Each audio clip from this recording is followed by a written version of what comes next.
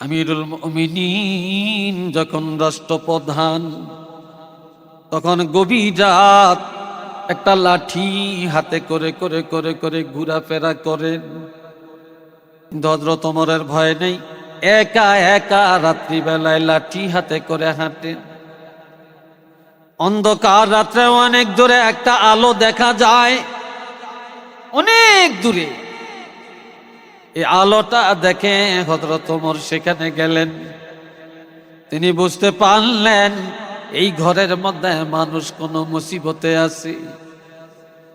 যে দেখলেন একটা বুড়ি মহিলা, এই মহিলা তার একটা যুবতী মেয়ে। এই মেয়েটাকে ঘুম থেকে জাগায়। মেয়েটা ঘুম থেকে জেগে বললেন, মা কেন ডাকলেন, জাগাইলেন? কোনো খেদমত করা লাগবে নি, কয় না। তাহাজ্জুদ পড়বেন নাকি, ওজুর পানি দেওয়া লাগবে, কয় না। কেন আমাকে ডাকলেন গো মা?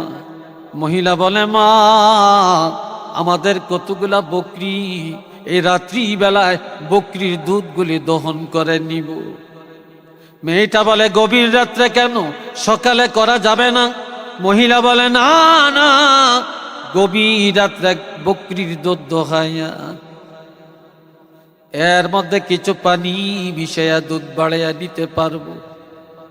মেয়েটা বলে, মা রাত্রি বেলায় কেন, সকালেই তো করা যাবে। কয় তুমি জানো না হযরত ওমরের রাষ্ট্র, হযরত ওমরের রাষ্ট্র যদি কেউ জানিয়ে দেয় অথবা তিনি জেনে যান, তাহলে আমাদের কঠিন বিচার হবে। আদালতের কাঠ গড়ায় দাঁড়িয়ে থাকা লাগবে, জেল খাটা লাগবে, জরিমানা হবে। হযরত ওমর যেন জানতে না পারে, এই জন্য গভীর রাত দুধের মধ্যে পানি মিশাইয়া নিব। মেয়েটা বলে, মা দুধের মধ্যে পানি মিশালে, এখানে কয়েল দিছে নাকি, কয়েলটা একটু সরান, তাড়াতাড়ি সরান। কয় দুধের মধ্যে পানি মিশালে। হযরত ওমর জানলো না, দেখলো না মাগো, যে আল্লাহ বকরির মালিক, আমার মালিক, আপনার মালিক, সারা জগতের মালিক। ও মা, ওই আল্লাহ দেখবে কিনা? কয় আল্লাহ তো দেখবে। কয় মা আল্লাহকে ভয় করেন, হযরত ওমরের ভয় করবেন না গো মা, আল্লাহকে ভয় করেন। আল্লাহ বকরি দুধ বাড়াইতেও পারে, কমাতেও পারেন। বুড়ি বলে, এই মহিলা মেয়ে তুমি বড় দরবিশি দেখাও, মাতবরি করো, আমি যেটা বলি এটা শুনবা? কয় না মা, এই হারাম কাজ করা যাবে না। কিন্তু এই কথাটা হযরত ওমর ঘরের পাশে দাঁড়িয়ে দাঁড়িয়ে শুনলেন। সুবহানাল্লাহ কন্যা, হযরত ওমর দাঁড়িয়ে শুনলেন। ঘরের পাশে একটা লাঠি গানলেন, সোজা মসজিদে নববীতে চলে গেলেন। মসজিদে নববীতে যায়া ফজরের আজান হয়ে গেল। হযরত ওমর ইমামতি করলেন। দাঁড়ায়া বললেন, তোমরা কেউ যাইবা না, দুইটা মেয়ে লোক তোমাদের কাছে আনা হবে, তবে তোমাদের সামনে তাদের বিচার করা হবে, কেউ বাসায় যাবে না। হযরত ওমরের ছেলের নাম আব্দুল্লাহ। আব্দুল্লাহকে বললেন, রে আমার ছেলে, তুমিও এখানে থাকবা, তোমার সামনে বিচার করা হবে। আর এই সময় হযরত ওমর চকিদার দফদার পাঠিয়ে দিলেন, যাও অমক ঘরের পাশে একটা লাঠি, ওই ঘরে দুইটা মহিলা, একটা বুড়ি আর একটা যুবতী, এদেরকে ধরে আনো, এদের বিচার করা হবে। যখন এদেরকে ধরে আনছে, সবার সামনে তাদেরকে কফিয়ত তলব করে। এবার আপনারা বলবেন, হুজুর তাহলে এখানে কি পর্দা করা ফরজ না? তবে মনে রাখবেন, হুজুর যেখানে আছেন, কোন মহিলা যদি জিনার সাক্ষী দেয়, তালাকের সাক্ষী দেয়, কোন মামলার সাক্ষী দেয়, মুখ ডাকিয়া সাক্ষী দিতে পারবে না। ওই মহিলা ওই সময় তার চেহারা খোলা রাখিয়া সাক্ষী দেওয়া লাগবে। এটা শরীয়ত। ওই অবস্থায় এবার হযরত ওমর বলে, বুড়ি সত্য করে বলবা, গভীর রাত এই যুবতী মেয়েটাকে ঘুম থেকে জাগাইলা কেন? মহিলা বুঝে ফেলছে হযরত ওমর না জানলে এই প্রশ্ন করতেন না। বলে হুজুর কেন ডাকছি, কেন জাগাইছি নিশ্চয়ই আপনি জানেন, তবে আমাকে আর কোনো প্রশ্ন করে অপমান করবেন না। আমি ওয়াদা করলাম এমন অন্যায় আমার জীবনে আর করব না। সুবহানাল্লাহ, আর একটু জোরে কন, আরো জোরে বলেন। আর এখনকার মহিলারা কয় হুজুররা কত ওয়াজ করে, হুজুররা মহিলা ঘরে পাইলে একটু বেশিও কয়। কথা ঠিক না? আমগো কি স্বার্থ আছে? এই ভাইরা নে আমার, হযরত ওমর বলে এই মেয়েটাকে, কয় এটা আমার মেয়ে। কয় তোমার মেয়েটার বিয়া হয়েছিনি? কয় না। কয় তোমার বিচার হবে, তোমাকে ক্ষমা করা হবে না। তোমার মেয়েটাকে যদি বিয়ে দাও তাহলে আমি তোমাকে ক্ষমা করব। মহিলা বলে হুজুর পাত্রকে, জামাইকে, অর্থাৎ দামানকে, দামান দামান দামান না কোন আপনারা? হ্যাঁ, জামাইকে। কয় এই যে আমার পাশে বসে আছে হযরত ওমরের ছেলে আব্দুল্লাহ, আব্দুল্লাহরে দেখা এই যে ছেলে। কয় এটা কার ছেলে? কয় আমি হযরত ওমরের ছেলে। একটু মারহাবা কর না, আমি ওমরের ছেলে। নারে তাকবীর, আল্লাহু আকবার, নারে রিসালাত। আমি হযরত ওমরের ছেলে। এবার বুড়ি বলে ওমরের ছেলের কাছে মেয়ে বিয়ে দিব, এর চেয়ে বড় উচ্চাঙ্গের আর কি হতে পারে? রাজি হয়ে গেলেন। হযরত ওমর ছেলের বিয়ে পড়ালেন, দাঁড়িয়া খুতবা দিলেন। খুতবার মধ্যে বললেন, হযরত ওমর বিবাহের খুতবা, ছেলের বিবাহের খুতবার মধ্যে বললেন, আমি এমন একটা মেয়ে বিয়ে করালাম, আমি ধনীর মাইয়া চাই না, কোটিপতির মেয়ে চাই না, রাজা বাচ্চার মেয়ে চাই না, আমি বড় শিক্ষিত চাই না। আমি দেখেছি যেই মেয়েটার মধ্যে তাকওয়া আছে, আল্লাহর কোরআন আছে, যেই মেয়েটার মধ্যে দিনদারি আছে, যেই মেয়েটার মধ্যে নামাজ আছে, যেই মেয়েটার মধ্যে এমন ফরেজগারি আছে, এমন একটা মেয়ে যদি আমার ছেলের জন্য আনি, একদিন আমরা থাকবো না, আমার ছেলের নসলে এই মেয়েটার গর্বে এমন সন্তান দুনিয়াতে আল্লাহ পাঠাবে যার দ্বারা কিয়ামত পর্যন্ত আল্লাহর জমিনে আল্লাহর দ্বীন প্রতিষ্ঠিত হয়ে যাবে। ওই আব্দুল্লাহর বংশে, হযরত আব্দুল্লাহ ইবনে ওমরের বংশে এমন এমন সন্তান আল্লাহ দুনিয়াতে পাঠালেন। অসংখ্য ওলি, আব্দাল, গাউস, কুতুব, মুহাদ্দিস, মুফাসসির দুনিয়াতে আসলেন। এমন কি 360 আউলিয়ার বাদশাহ হযরত শাহজালাল ইয়ামানি রহমতুল্লাহি আলাইহি, তিনিও হযরত আব্দুল্লাহ ইবনে ওমরের বংশ থেকে এই বাংলার জমিনে ওলিদের প্রেসিডেন্ট হয়ে আসলেন। আর একটু জোরে করুন আল্লাহু আকবার। আজ আমাদের সন্তান কি হয় রে বাবা? এখন অনুরোধ করে যাই, পর্দার বিধান জারি করেন, জারি করেন, পর্দার বিধান জারি করেন। আমার আল্লাহ বলেন মহিলারা স্বামীর আনুগত্য করবে, পুরুষেরা মহিলাদের উপরে নেতৃত্ব করবে, আর মহিলারাই নেতৃত্ব মানিয়ে নিবে।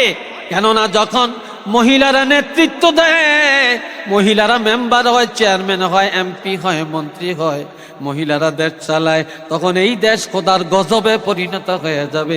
এই দেশে আর রহমতের আশা করা যাবে না।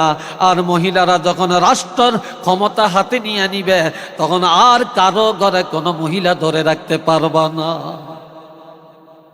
কথা বুঝছেন?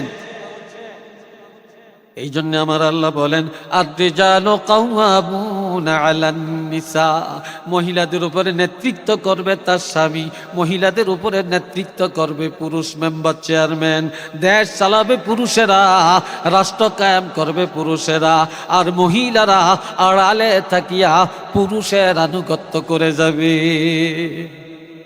তবে যখন ছেলে বিয়ে করাবেন, তালাশ করবেন যেই ঘরের মহিলা মাতবর, যেই ঘরের মহিলায় স্বামী উঠা বসা করে, ওই ঘরে ছেলে বিয়ে করাবেন না, আর ওই ঘরে আপনার মেয়েটা বিয়ে দিবেন না। যেই ঘরের মহিলা মাতবর, স্বামী বোকার মতো থাকে, মহিলার কথায় উঠা বসা করে, ওই ঘরে যদি আপনার মেয়েটা বিয়ে দেন, অশান্তি আর অশান্তি, শান্তির আশা করা যাবে না। একটু নাউজুবিল্লাহ কর না, এই কথা ঠিক না। এই জন্য আমার আল্লাহ বলেন মহিলারা, পুরুষেরা নেতৃত্ব দিবে, মহিলারা এটা মানিয়ে নিবে। আর কি করবে? বিমা, কেন এটা করবে? বিমা ফাদ্দালাল্লাহু বা'দাহুম আলা বা'দ, আল্লাহ নেতৃত্বের বেলায় নারীদের উপরে পুরুষের মর্যাদা বাড়াইয়া দিছে। মহিলাদের এখানে হিংসা করার কিছু নাই, কিন্তু আমার আজকাল মহিলারা স্লোগান দেয়, মিছিল করে, মানি না মানি না মানি না, আমরা সমান অধিকার ছাড়া অন্য কিছু মানি না। ও মহিলা, তোমরা সমান অধিকার চাও, তোমরা কোনো দিন পুরুষের সমকক্ষ হতে পারবে না। পারবে? পুরুষেরা 4টা বিবাহ করতে পারবে, একটা মহিলা 4টা পুরুষ কোনোদিন গ্রহণ করতে পারবে না। পারবনি? পুরুষেরা যে বোঝা বহন করতে পারবে, মহিলারা এটা পারবে না। পুরুষেরা যেভাবে ছাত্র পড়াইতে পারে, কন্ট্রোলিং পাওয়ার দেখাতে পারে, মহিলারা তা পারে না। কি বলেন, পারবো নাকি? কোনোদিন এটা পারবে না। এ ভাইরানে আমার, আর কি কারণ? বিমা ফাদ্দালাল্লাহু বা'দাহুম আলা বা'দ ওয়া বিমা আনফাকু মিন আমওয়ালিহিম। স্বামী সারাদিন কষ্ট করে, গাড়ি চালায়, রিক্সা চালায়, অটো চালায়, মাঠে কাজ করে, লন্ডন যায়, আমেরিকা যায়, জাপান যায়, ফ্রান্সে যায়, মিডল ইস্টে যায়, এইভাবে কষ্ট করে করে টাকা কামাই করে। ওই টাকা মহিলার পিছনে ব্যয় করে, সন্তানের পিছনে ব্যয় করে। স্বামীর কষ্টের টাকা দিয়া স্ত্রীর মন খুশি রাখে। কাজে এমন স্বামীর সাথে বেয়াদবি করিও না, এমন পুরুষের নেতৃত্বের বাহিরে চলিও না। এমন পুরুষের নেতৃত্ব তোমরা মহিলারা মানিয়ে নিলে শান্তি চলে আসবে। সুবহানাল্লাহ, কন্যা রে ভাই। এরপরে আমরা বলি, চেয়ারম্যানের মাইয়া খুব ভালা, এমপি সাহেবের মাইয়া খুব ভালা, লন্ডনী সাহেবের মাইয়া আরো ভালা, জাপান লেখাপড়া করছে খুব ভালো, তারপরে মাস্টার খুব ভালো, হেডমিস্ট্রেস খুব ভালো। এরই বিয়ে না করলে আর কোথায় করাবো? আর আমার আল্লাহ বলেন ফাসসালিহাতু কানিতাত, ওই মেয়েটাই সবচেয়ে ভালো, যেই মেয়েটা দিনদার, নেককার, সলেহা এবং স্বামীর কাছে বিনয়ী, সমাজে বিনয়ী, শ্বশুর শাশুড়ির কাছে বিনয়ী, আমার আল্লাহর কাছে নম্র, ভদ্র বা বিনয়ী। হাফিজাতুল লিল গায়বি বিমা হাফিজাল্লাহ, যেই মেয়েটা আল্লাহ যেভাবে লজ্জাস্থান হেফাজতের কথা বলেছেন, মেয়েরা যেভাবে তাদের আপাদ মস্তক হেফাজত করে রাখে, এই মেয়েটি সমাজের মধ্যে সবচেয়ে ভালো। গরিবের মেয়ে হলেও ভালো, ধনীর মেয়ে হলেও ভালো, মধ্যবিত্তের মেয়ে হলেও ভালো, কম শিক্ষিত হলেও ভালো, উচ্চ শিক্ষিত হলেও ভালো। একটু চিল্লিয়া বলেন না সুবহানাল্লাহ। আর একটু জোরে কোন আলহামদুলিল্লাহ। কথাগুলি মানতে রাজি আছেননি? জোরে কন, আর একটু জোরে কন। 2টা হাত তুলে দেখাইতে পারবেন?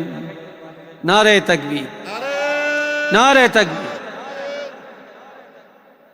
আরে রিসালত আল্লামা চাঁদপুরি সাহেব, সিলসিলায়ে ফুলতলি, সিলসিলায়ে বদরপুরি, আল্লাহর আলী ফুলতলি। মাশাআল্লাহ, মাশাআল্লাহ। আল্লাহ আপনি কবুল করেন। একটু চিল্লাইয়া সবাই বলেন আমিন। মোহাব্বতে পড়েন আল্লাহুম্মা সাল্লি আলা। মাফ চাই, আমার দিন আল্লাহর রাস্তায় আমাদের অনুরোধ আমাকে দিতে দিয়েন না ভাই, আপনাদের মাহফিল তো সবাই চলবে। আল্লাহুম্মা সাল্লি আলা সাইয়্যিদিনা মাওলানা মুহাম্মদ ওয়া আলা আলি সাইয়্যিদিনা।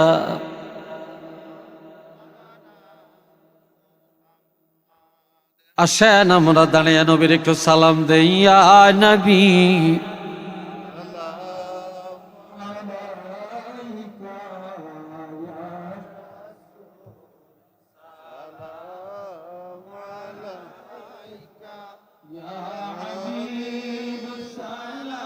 কাপড়ের ওলনা ব্যবহার না করে, তারা যেন ভারী কাপড়ের ওলনা ব্যবহার করে।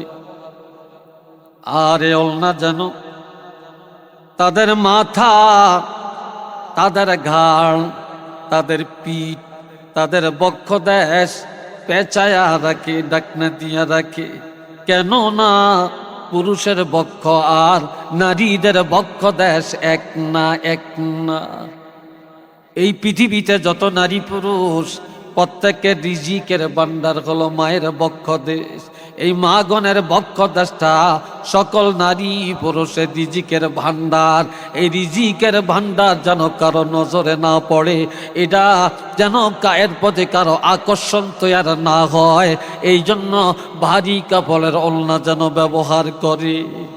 এটা সুবহানাল্লাহ কোন না রে ভাই?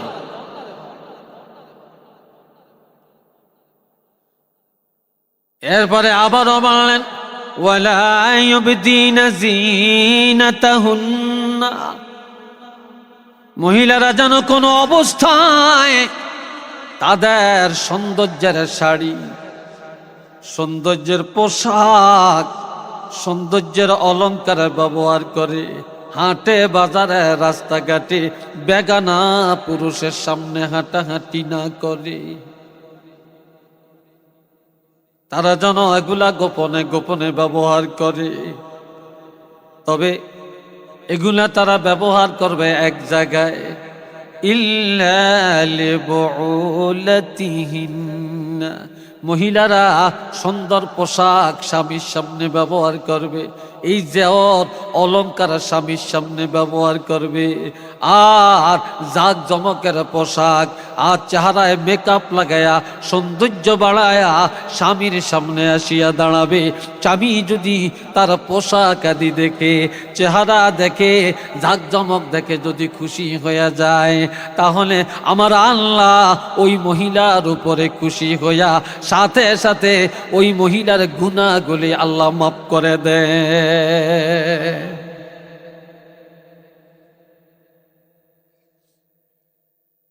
আমার আল্লাহ মাফ করে দেন। আও আবাইহিন্না, মহিলারা তাদের বাপ দাদা এদের কাছে এগুলা ব্যবহার করতে পারবে।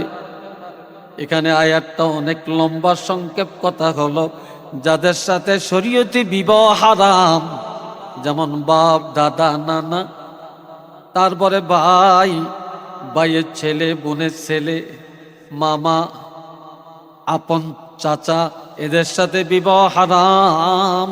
নিজের ছেলে, স্বামীর ছেলে, এদের সাথে বিবাহ হারাম। যাদের সাথে বিবাহ হারাম তাদের সামনে এগুলা ব্যবহার করা যায়। আর শরীয়তে যাদের সাথে মহিলার বিবাহ জায়েজ আছে, এমন পুরুষের কাছে কোনোদিন এইসব ব্যবহার করা যাবে না, যাবে না। এইসব ব্যবহার করে ওই পুরুষের সামনে যাওয়া হারাম, হারাম, হারাম। এটা কবিরা গুনাহ।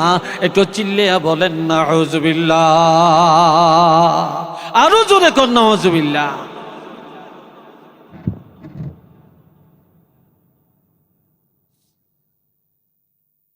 এ বাবাজান আমার, মহিলাদের জান্নাতে যাওয়ার জন্য বেশি আমল লাগবে না, লাগবে না রে। আমার রাসূল বলেন, ক্বালা রাসূলুল্লাহি সাল্লাল্লাহু আলাইহি ওয়াসাল্লাম, আল মারআতু ইযা সাল্লাত খামসাহা ওয়া সামাত শাহরাহা ওয়া আহসানাত ফারজাহা ওয়া আতাআত বা'লাহা ফুতিহাত লাহা আবওয়াবুল জান্নাতিস সামানিয়া ফালতাদখিল আবওয়াবাল জান্নাহ মিন আইয়ি শাআত আও কামা ক্বালা আলাইহিস সালাতু ওয়াস সালাম। একটু চিল্লিয়ে বলেন আলহামদুলিল্লাহ। আওয়াজটা ভালো হইছে না? এখনো ভালো হইছে না? আরেকবার বলেন আল্লাহু আকবার।